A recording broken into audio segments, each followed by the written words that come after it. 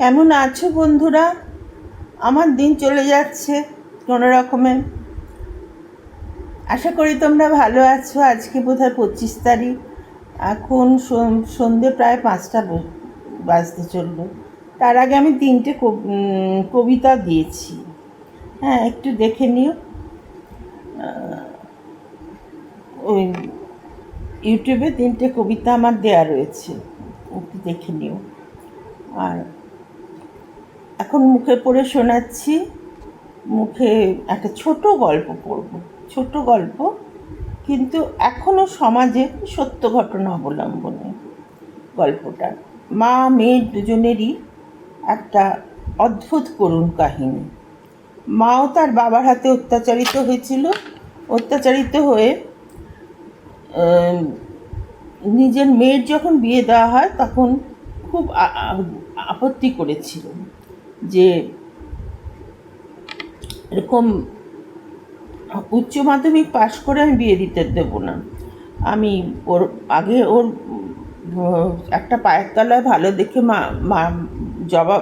মাটি তৈরি হোক, তারপরে আমি ওর বিয়ে দেব। তারপর বাবা আস্তে আস্তে বদলে গেছিলো, কিন্তু ঠাকুমার কথা শোনানো আর এসব ছিলই। তো মাকে তখন ওর বাবা বলেছিল, দেখো মাকে তো ফেলতে পারবো না, আমার অন্যায়টা আমি স্বীকার করে নিচ্ছি, আমিও তোমার ওপর অন্যায় করেছি মায়ের কথা শুনে, কিন্তু মায়ের কথার উত্তর দিতে হবে না, তুমি তোমার মতো করেছো।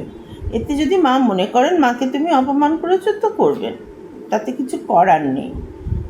একটা মানুষ আর সারা জীবন ধরে কত সহ্য করবে। আমারও তো মেয়ে আছে। তো বলছে যে আমার একটা কথা রাখো, তুমি তুমি মেয়েটাকে আরেকটু পড়াও, পড়তে চায়। বললো যে আমিও তো পড়াতে চাই, কিন্তু ব্যাপার হচ্ছে যে ওরা বলছে ওরা পড়াবে। বলছে পড়াবে বললেই বা কি সবাই পড়ায়? বল হ্যাঁ, আমিও পড়াইনি, তুমিও পড়তে চেয়েছিলে, তুমি হায়ার সেকেন্ডারি পাস করা ছিলে এবং খুব ভালো স্টুডেন্ট ছিলে। ছেলে মেয়েদের প্রাথমিক 9-10 অবধি তুমি পড়িয়ে গেছো। তারপরে ছেলে সায়েন্স ছিল বলে সায়েন্সের টিচার শুধু ছেলের জন্য রাখতে হয়েছে, আর মেয়ের জন্য তো কোনো দিনই কোনো টিচার রাখতে হয়নি, সবটাই তুমি পড়িয়েছো। ওগুলো তো উচ্চ মাধ্যমিক পাশ করে আমরা বিয়ে দিয়ে দিয়েছি। আমি তো অপদার্থ বাবা, কিছুই করতে পারিনি মেয়েটার জন্য। তুমি তোমার নিজের গয়না বার করে দিয়েছিলে মেয়ের বিয়ের সময়, তোমাকে তো সারা জীবন কিছু দিতেও পারিনি, উল্টো তোমার গয়না দিয়ে দিলাম। মা বাবার পেনশন পান অনেকটা, মার কাছে বাবার ফিক্সড ডিপোজিট আছে, তার সুদ পান, অথচ সংসারে মা 1 পয়সাও দেন না। একটু যে আমাদের সাহায্য করবেন সেটা মা করেন না। যত রকমভাবে কষ্ট দেওয়ার মা দিয়ে যান। এটা তখন ছেলের বউ মিনতি বলছে না দিকে, ওটা ওনার সম্পত্তি, উনি যা ইচ্ছে তাই করুন। তা বলে কি আমরা আমাদের কর্তব্য করব না? উনি তো তোমার মা। বললো না, আমি তো কর্তব্যে অবহেলা করছি না, ওনার কথাই তো মেয়ের বিয়ে দিচ্ছি।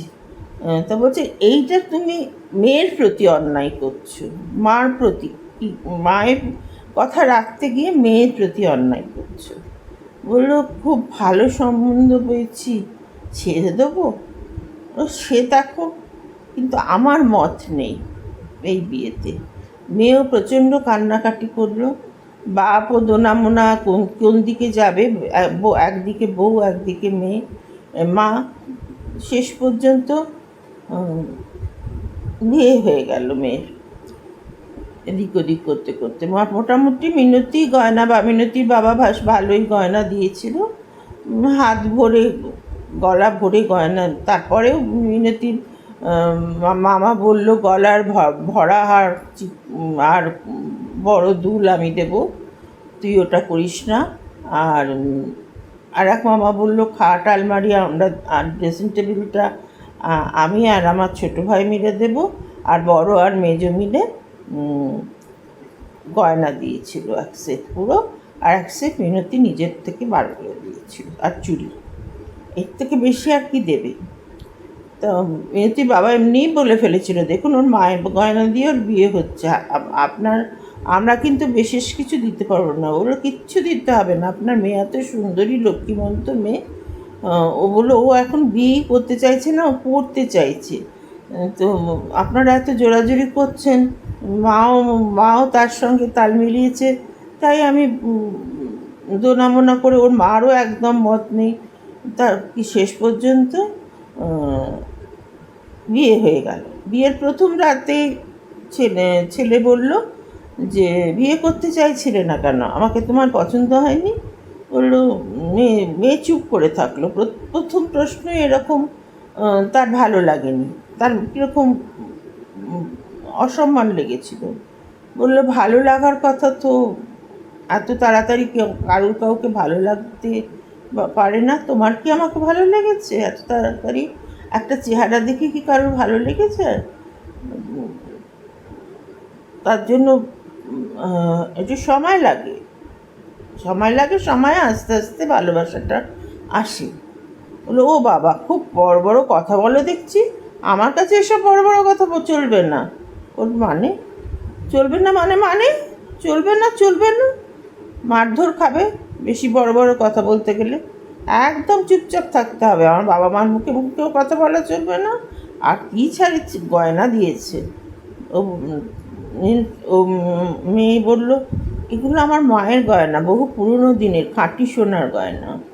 ধন বলল যে হ্যাঁ, খাঁটি সোনার গয়না, এরকম করে বলল যে আমাকে যে একটা চেন দেবে তাও না, শুধু বোতাম আর আংটি ঠেকিয়ে দিল। আর আর বললো যে, মিনতি বলল, ঘড়ির ব্যান্ডটা সোনার। বললো, হ্যাঁ, ঘড়ির ব্যান্ডটা সোনার বললেই বিশ্বাস করছে। বললো, দোকানে গিয়ে যাচাই করলে। এই ফুলসজ্জার রাত্রে মার খেতে যদি না চাও, একদম চুপচাপ থাকো, যা বলছি শোনো। তারপরেই যা হয়, কোনো রকম ভালোবাসার কথাবার্তা নেই। বইয়ের ওপর জুলুম আরম্ভ হলো শারীরিক। সে তো বেচারা এসব জানেই না, ছোট বাচ্চা মেয়ে, সে কিছুতেই ধরা দিতে চাইছে না বা নিজেকে মানে উন্মুক্ত করতে চাইছে না। আর তখনই গালে এমন থাপ্পড় খেলো যে গায়ে মানে ঠোঁটের কষ দিয়ে রক্ত বেরিয়ে গেল। তখনই বুঝলো যে প্রথম রাত্রিরে গায়ে 5 আঙুলের দাগ। তার পরের দিন সকালে উঠে মা দেখে বলল, কী করেছিস রে? কাল তো ওর বাপের বাড়ি যাবে, তাহলে তো আর ফিরেই আসবে না। তখন বললো যে, তারপরে পরের দিন বললো, ঠিক আছে আমি দেখছি। মেয়ে তো প্রচণ্ড কেঁদে যাচ্ছে। বললো, তখন বর এসে বলল হাত ধরে, আমার খুব অন্যায় হয়ে গেছে, প্লিজ তুমি বাবা মাকে বলো না, আমি তোমাকে ভীষণ ভালোবেসে ফেলেছিলাম, আসলে তুমি আমাকে বিয়ে করতে চাওনি বলে আমার রক্তটা মাথায় হঠাৎ গরম হয়ে গেছিলো। তখন বউটা চুপ করে থাকলো, ভাবলো কথা বলছে, এখন কথা বললে আবার যদি মারধর করে আর ওরকম শারীরিক অত্যাচার করে, তখন চুপ করে থাকলো। কিন্তু ভালো করে হাঁটতেই পারছিল না, এমন মানে বর্বরচিত ব্যবহার ওর সঙ্গে করেছিল। বলে, চলো এসো, খাবে এসো। তখন বললো, আমার ভীষণ ব্লিডিং হচ্ছে, আমি উঠে দাঁড়াতেই পারছি না, ভীষণ লেগেছে। বলছে, ও শোনা, এত লেগেছে? তখন নিজে হাতে আবার তুলো ডেটল দিয়ে ওখানে ডেটল, প্রচণ্ড জ্বালা, ডেটল দিও না, কিচ্ছু করতে হবে না তোমাকে। আমি বললো, ঠিক আছে তাহলে তুমি বসো, আমি ঘরে খাবার নিয়ে আসছি। ঘরে খাবার এনে বউকে খাওয়ালো, তখন যত্ন করলো। বউ বললো ঠিক আছে, ভাবলো যে ঠিক আছে করে ফেলেছে, ও নিজেও তো জানে না, তারই বা বয়স কত, হয়তো একটা উত্তেজনার বশে হয়ে গেছে। তখন এরপরে পরের দিন আর হলো না, কিছু অত্যাচার করলো না, কয়েকদিন রেস্ট দিল ওকে। তারপরে আবার যে কাশি আরম্ভ হলো, তখন নর্মাল হলো, মানে অত ওরকম অত্যাচারের মতো হলো না, বা কাটাকুটি রক্তারক্তি ওসব কিছু হলো না। তো মেনে নিল মেয়েটা যে এটা তো হবার কথাই, যদিও তার একটুও ভালো লাগতো না, কারণ স্বামীকে সে ভালোবাসতে পারেনি। যে কোনো কারণেই হোক স্বামীকে সে ভালোবাসতে পারেনি। আর ভালোবাসা না থাকলে এসব জিনিস তো জোর করে হয় না, এগুলো একটা যন্ত্র নয়। কাজেই তার মায়ের, ভাবলাম মায়ের জীবনটা যেমন কেটেছে আমারও তাই জীবন কাটবে, সেইভাবেই জীবনটা আমার কাটবে। মা এত করে বারণ করেছিল, বাবার শুনল না। বাবা তো কোনোদিনই মায়ের কথা শোনে না। তো অষ্টমঙ্গলায় যখন গেলাম, ও মা মুখ দেখেই তো মা বুঝতে পারলো, বললো আমি তো মা, আমি মুখ দেখেই বুঝতে পেরেছি তুই কেমন আছিস। আর অষ্টমঙ্গলায় যাওয়ার সময় এত দই মিষ্টি রসগোল্লা সব কিনে দিল শাশুড়ি। মায়ের জন্য শাড়ি আর আলাদা করে, বাবার জন্য ধুতি সব কিনে দিল। তখন মাও তো ও শাশুড়ি গেছে, শাশুড়ির জন্য শাড়ি কিনে, মানে ঠাকুমার জন্য শাড়ি কিনে দিল। এইভাবে ইতিমধ্যে ওই মার পাড়ার কিছু বউ মিলে দেখলো যে আবার সেই আগেকার দিনের মতো মারধর কিছু কিছু বাড়িতে যেন আরম্ভ হয়েছে, বউদের ওপর টর্চার আরম্ভ হয়েছে। তো ওরা করলো কি, ওই বউদের নিয়ে একটা মহিলা সমিতি গঠন করলো। মহিলা সমিতিতে যেসব বউরা একটু কম শিক্ষিত, বাবা মার পয়সা অল্প, ভালো পাত্র পেয়েছে, বিয়ে দিয়ে দিয়েছে, মেয়েদের বেশি পড়াবার সুযোগ। আর তখন তো একটা নিয়মই ছিল, আমার যে ছেলেকে মানুষ করতে হবে, ছেলে চাকরি করবে দেখবে, আর মেয়েকে বিয়ে দিতে হবে, অতএব তার জন্য টাকা রাখতে হবে। সুতরাং মেয়েকে বেশি পড়িয়ে লাভ নেই। কিছু কিছু আধুনিক বাড়ি ছিল যে টাকা রাখার থেকেও মেয়েকে পড়াতে হবে, পায়ের তলায় মাটি দিতে হবে। কিছু কিছু বাড়ি, 100টা বাড়ির মধ্যে 60টা বাড়ি হয়তো ওরকম ছিল, 40টা বাড়ি ছিল যে না বিয়ে দিতে হবে, এরকম একটা ব্যাপার, যেন দায় বিয়ে দেওয়াটা। তো ম্যাক্সিমাম বিয়ে অবধি পড়াতো, তারপরে বিয়ে দিয়ে দিত। বিয়ে না পড়লে অ্যাটলিস্ট স্কুলে টিচারই তো হয় না।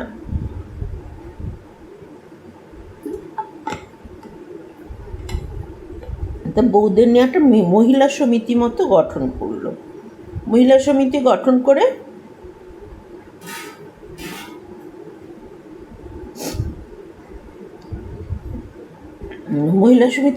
গঠন করে ওই আচার বড়ি তৈরি করলো, নানান রকম সেলাইয়ের কাজ অনেকে খুব ভালো জানে, ভালো কাপড়ের থান দিয়ে যেতে বললো, বাড়ির যারা কাপড়ের থান দিয়ে যেত আর পছন্দ মতো ডিজাইন দিয়ে যেত, ওরা সেলাই করে করতো। তারপরে হোম ক্যান্টিনের মতো করে একটা গড়ে তুললো। এই করে করে রোজগারটা, মানে নানান দিক থেকে ওরা চেষ্টা করলো একটা মেয়েদের রোজগারের ব্যাপার করতে। যেদিকে এক্সপার্টাইজ ছিল, কেউ গান শেখাতো, সেলাই তো খুব অনেকে 2-3 জন মিলে সেলাই শেখাতো, রান্না তো বড় গিন্নিরা করতো, যেরকম অর্ডার পেত, অর্ডার বেশ ভালোই পেতে লাগলো, বিশেষ করে হোম ক্যান্টিনের অর্ডার। মেয়েদেরও মাসে 1-1.5 হাজার টাকা করে একটা হাত খরচ আসতে লাগলো।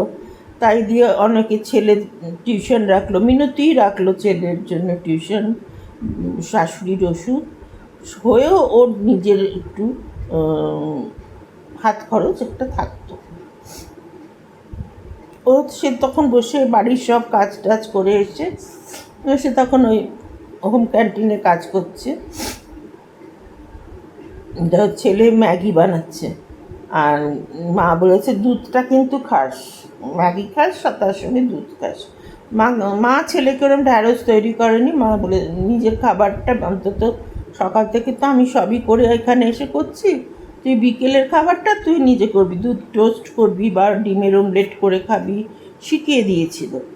ডিমের অমলেট টোস্ট করে খাবি বা দুধ পাউরুটি খাবি, যেটা তোর ইচ্ছে খাবি। ম্যাগি করে খেতে পারিস, কিন্তু নিজেকে করে নিতে হবে। দুধটা খেতে চেষ্টা করিস, পড়াশোনা করছিস তো, দুধটা একটু দরকার। তো পরে সন্ধ্যেবেলা মিনতির বর এলো। বর এসে বললো যে, মাকে বললো, মা একটু চা দেবে? বললো, হ্যাঁ, তোমার বউ পাড়া বেরিয়ে বেড়াবে আর আমাকে চা করতে হবে। বললো, কোথায় পাড়া বেরিয়ে বেড়ায়, সকাল থেকে তো সে সবই করে যায়। মিনতির বর এখন পাল্টে গেছে, যে সবই করে দেয়, রান্না থেকে আরম্ভ করে জল খাবার সমস্ত করে যায়। বিকেলে চা জল খাবার, আবার আবার রাত্রিরে ফিরে এসে অত ওখানে কাজ করে এসে রাত্রিরে রুটি করে। বাবা, তোমার বইয়ের নামে কিছু বলার উপায় নেই। অনেক বলেছো তো মা, অনেক বলেছো, আমাদের প্রথম জীবনটা তো নষ্ট হয়ে গেছে বলে তোমার বলার চোটে। এখন আর বলো না, ওর শরীরও ভালো না। ও ও কাজ করে, ওর কাজের টাকাতে সংসারে তোমার কিছু, ও যে কাজ করে তাতে তোমার কিছু লাভ হয়? নিশ্চয়ই হয়। এই যে লালটু টিউশন খরচটা ওঠে, তোমার ওষুধের খরচ ওঠে, নইলে সমস্তটা আমার উপর পড়াতে আমার ওপর বেশ চাপ পড়তো। ঠিক আছে ঠিক আছে, আমার ওষুধের খরচ নিয়ে তো তোমাদের যত জ্বালা। না, যত জ্বালা তো আমি বলিনি, আমি বললাম যে ও দেয়, আমি কেন বলবো? তোমার ওষুধের খরচ দেওয়া আমার দায়িত্ব। তুমি তো তোমার বাবার পেনশনের দিকে চেয়ে বসে থাকো, একটু থাকি না। মিনতি বারো বলেছে আমাকে, একদমই মায়ের দায়িত্ব তোমার, আমাদের মতো মায়ের দায়িত্ব তোমার, সুতরাং মার কাছ থেকে কোনো টাকা নেবে না। মাকে মার মতো স্বাধীনভাবে খরচ করবে। সংসারে মার যা মানে ওষুধপত্র, মার যা জিনিস মার লাগবে, সেসব দায়িত্ব আমাদের যেমন করে হোক জোগাড় করতে হবে। ইতিমধ্যে মিনতির বরেরও একটু উন্নতি হয়েছে, অফিসের মতো হয়েছে, এবং মাইনেও বেড়েছে। সুতরাং সংসারের আগের মতো, আর মিনতিও কিছু না কিছু 2-2.5 মতো রোজগার করছে, ক্রমশ ওদের মহিলা সমিতির ব্যাপারটাও বাড়ছে। একদিন ওরকম মিনতি সন্ধেবেলা মহিলা সমিতিতে কাজ করছে, আর ওর বর এসে চা চেয়েছে। মা আর ছেলেতে কথা কাটাকাটি একটু মতো হচ্ছিল। হঠাৎ ছেলে দৌড়ে এসে বললো, মা, বাবা। বললো, কী হলো রে? দিদি দিদি বললো, দিদির কী হয়েছে? কী হয়েছে আমার মেয়ের, বল। বললো, ওখানে বললো পাড়ার ছেলেরা যে আমরা হাসপাতালে নিয়ে এসেছি, আর ওর শ্বশুরবাড়ি থেকে কেউ আসছে না। ওরা বলে দিয়েছে তো, তোমরা যখন নিয়ে যাচ্ছ আমরা আর যাবো না। বলে, যাবে না? কী হয়েছে আমার মেয়ে? আমি এক্ষুনি চললাম, তুই তোর মাকে নিয়ে আয়। তখন বললো, বারবারও বারণ করেছিল, মেয়ের পায়ের তলায় মাটি না করে বিয়ে দিও না, তোমার জন্য আমাকে দিতে হলো। তুমি আমার সংসারটায় মাথা গুলিয়ে তুমি আমার মেয়েটাকে শেষ করে দিলে বলে মাকে বলে বেরিয়ে গেল মেয়ের কাছে। তো তারপরে ছেলে তো ওখানে গিয়ে কাজ করতে, হঠাৎ ওখানে ছেলেকে আসতে দেখে মিনতি বলল, মিনতিরও মনে ডাক ছিল একটা। বললো, কী হলো বাবু তুই হঠাৎ? বললো, মা চলো, শিগগিরই চলো, আমাদের যেতে হবে। কোথায় যেতে হবে? না, তুমি চলো না, আজ উঠে যেতে হবে। বললো, কোথায় যেতে হবে বলবি তো? কি হয়েছে, সব ঠিক আছে তো? না, কিচ্ছু ঠিক নেই, তুমি চলো। মাকে তুলে বলে, যে কাপড় ছাড়তে হবে না, যে কাপড়ে আছো সে কাপড়েই চলো, চলো, এখন আমাদের একটা বিপদ হয়েছে। বলো, কী বিপদ হয়েছে? তখন পাড়ার একটি বউ ওকে ছেলেকে আলাদা করে জিজ্ঞেস করলো যে ডেকে, কী হয়েছে রে? বললো, দিদির বাড়ি থেকে ফোন এসেছিলো, দিদিকে ওরা ছাদ থেকে ফেলে দিয়েছে, দিদি মারা গেছে। মাকে এখানে কিছু বলিস না, বলিয়ে নিয়ে যা, আমরা এক্ষুনি আসছি, কয়েকটা অর্ডার আছে, সাফাই সেগুলো সব অর্ডারগুলো, খাবার অর্ডারগুলো বাড়িগুলো পৌঁছে নিয়ে ফেলেছি, দিয়ে আমরা এক্ষুনি আসছি। তো মিনতিকে নিয়ে যখন ও চলে গেল, তারপর আগেই মিনতির বাবা পৌঁছে গেল, গিয়ে দেখে যে জামাইকে এবং শ্বশুর শাশুড়িকে বাড়ি থেকে বাবা টেনে এনেছিল, টেনে এনেছে, পুলিশ গিয়ে টেনে এনেছে, টেনে এনে দেখে তিনজনের হাতেই হাত পরানো। দেখেও বুঝতে পারলো। তখন ওর বাবা গিয়ে শ্বশুরের গলা টিপে ধরলো, কী করেছিস আমার মেয়েকে, বল, আমার মেয়ে কোথায় বল। তখন একজন পুলিশ জোর করে ছাড়িয়ে এনে বলল, আইনকে নিজের হাতে নেবেন না, আমরা তো আছি, বিচার ঠিক হবে। বিচার ঠিক হবে? আমার মেয়ে আসবে, আমার মেয়েকে আর আমি ফেরত পাবো? এই তো বিচার দেখছি, সব বছরের পর বছর ধরে বিচার ঝুলে আছে, কোথায় কোন বিচারটা হচ্ছে? তারপরে কোনো বিচার হচ্ছে না। ইতিমধ্যে মিনতি এসে পড়ল।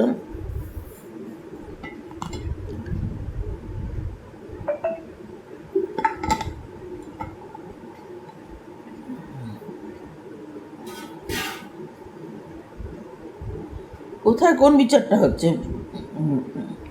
মিনতি এসে পড়ল। তখন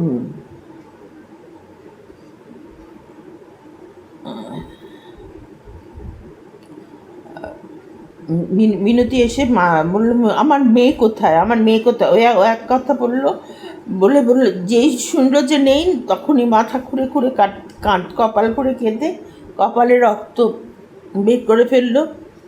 তারপরে ও স্বামী এসে তুলে ধরে বলল, কপালে রক্ত মুছিয়ে বলল, ও সব বিচার হবে। ও যাওয়ার আগে জবানবন্দি দিয়ে গেছে যে ওকে ফেলে দেওয়া হয়েছে জোর করে ছাদ থেকে মুখে কাপড় বেঁধে। আর সামনের বাড়ির বাচ্চা কয়েকটা ছেলে খেলছিল, ওরা ওই বিভৎস দৃশ্য দেখে চিৎকার করে উঠেছিল। ওদের কেউ মারবে বলে ওদের বাড়িতে তো আর ঢুকতে পারেনি, তখনই ওরা লুকিয়ে পালিয়ে যেতে গেছিলো। আর ওই বাচ্চা ছেলেগুলো নিজের বাড়ির বাবা কাকাদের জাগিয়ে সব বলেছে। আর ততক্ষণে ওর মৃতদেহটা নিচে পড়েছে, মরা হয়েছিল। ওকে সেই অবস্থা ওরা এতে নিয়ে গেছে, হসপিটালে নিয়ে গেছে। আর ছেলেগুলো মানে এই 13-14 বছরের ছেলে, ওরা গায়ে বেশ জোর টোর আছে, কারোর 12-13 থেকে 14-র মধ্যে। ওদের বেরোতে দিবি না, ওদের আটকে দে, 3জনকে আটকে দে, আমি ওকে আগে হসপিটালে নিয়ে যাই, তারপরে এসে দেখছি। ইতিমধ্যে পুলিশে ওরা খবর দিয়ে বলে, শিগগিরই ওই 3টেকে ধরুন, আমরা একে হসপিটালে নিয়ে যাচ্ছি। খবর দিয়ে যেতে ওরা হসপিটালে চলে গেছে। আর পুলিশ এসে বলেছে, আমরা কিচ্ছু করিনি, ও নিজে নিজে আত্মহত্যা করেছে, অন্য লোকের সঙ্গে যখন গেছে ওরা বুঝবে, আমরা কিছু জানি না। ওরা নিজে নিজে আত্মহত্যা করেছে। পাড়ার ছেলেগুলো বলেছে, আমরা দেখেছি উল্টো দিকের ছাদ থেকে মুখে কাপড় বেঁধে বৌদিকে ফেলে দেওয়া হয়েছে ছাদ থেকে, যাতে চিৎকার করতে না পারে তার থেকে মুখে কাপড় বেঁধে বৌদিকে ফেলে দেওয়া হয়েছে। তারপর অশোক এসে যখন মিনতিকে ধরে তুলল, বলল, আমার মণিমা হয়তো চলে গেল, ওকে আর আমরা পাবো না, কিন্তু অনেক মণিমা তো বাঁচবেও যদি বিচার পায়। বলল, যেমন আমি বেঁচে আছি তাই না? মিনতি বলল, যেভাবে আমি বেঁচে আছি তাই না? ও বর কোনো উত্তর দিতে পারল না। কেমন লাগলো গল্পটা একটু জানাবেন, লাইক শেয়ার কমেন্ট করে একটু জানাবেন প্লিজ।